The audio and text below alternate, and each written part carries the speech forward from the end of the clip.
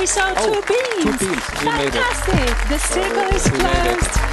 We made it in the anti-clockwise direction, all the way through from the last stretch from point 1 to point 8. They really deserve this applause. Today we are in the CCC, the CERN Control Center, where on September 10, 2008, the LHC dream became a reality after 20 years of planning, R&D and construction of components all over the world in physics labs and industry.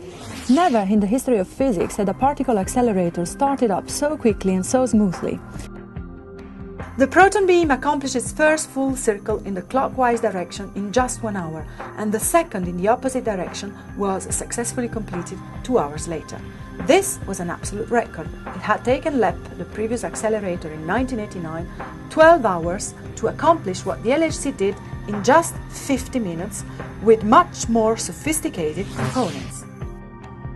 Over the following days, the LHC team made spectacular progress and were able to keep a beam circulating for a considerable period of time. But after 10 days, while ramping up the current in the accelerator's magnets in preparation for 5 TeV running, an unexpected failure happened in one of the LHC's 8 sectors. But what actually went wrong in sector 3-4 of the LHC tunnel on September 19th? Lucio Rossi, head of the LHC Magnets Group, gives us the details. It went wrong what we call the connection here to this superconducting cable. You see, this is the real cable actually carrying the real current that generates the magnetic field. This cable, superconducting cable, can carry up to 12,000 amps. You should imagine another magnet nearby here, just exactly with the same configuration, with its own cable coming on this side. The cable are connected here with the splice, such a way that the current can flow from one magnet to the other. You have to imagine that the resistance of this connection, of this splice, is very small. It's 1/1000th of a ohm.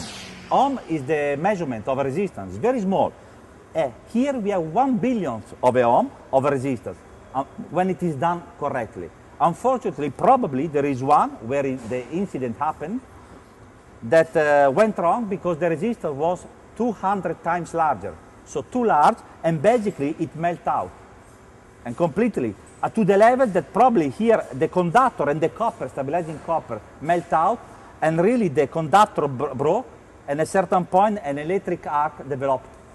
In such a way, and when in electrical machine like the LHC, with the energy that we have in the magnet, you develop an arc, we are done.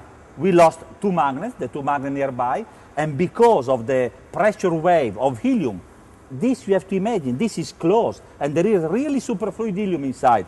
Because of the electric arc, this enclosure is perforated, and so helium can come in the vacuum chamber, and at a certain point, helium is very cold, gets immediately hot, and immediately expand, generating a wave of pressure that really did a lot of damage to many magnets.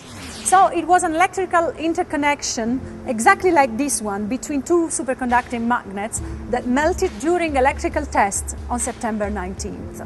There's actually 20,000 such interconnection between superconductors, all of them with record-breaking performance requirements. This is what created the leak of superfluid helium, which damaged 53 dipoles, exactly like this one, 53 out of 1,232 that make up the 27 kilometers of the LHC machine.